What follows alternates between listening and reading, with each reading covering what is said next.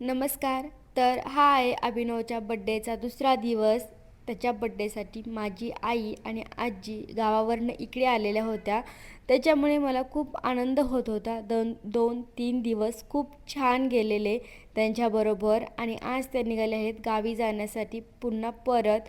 तर मला ह्याचं खूप दुःख वाटत होतं. इकडे माझ्या आईनं भाज्या बनवल्या त्या आम्हा सर्वांना जेवणासाठी ती भाज्या बनवत होती आणि जेवण वगैरे करून त्या दोघी पण जाण्यासाठी निघाल्या आणि त्यांना जाताना पाहून मला खूप वाईट वाटत होतं, पण काय करणार.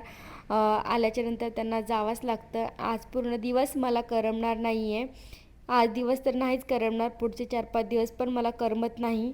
तर आता करमून घ्यावंच लागतं. आणि इकडे रात्री लावलेलं काजळ वगैरे पार्टीमुळे डोळे जरा काळे काळे झाले होते, चेहरा पण थोडा डल झालेला आणि पिंपल्स पण आलेला. तर त्याच्या टेन्शनमध्ये मी इकडे पाहत बसलेले.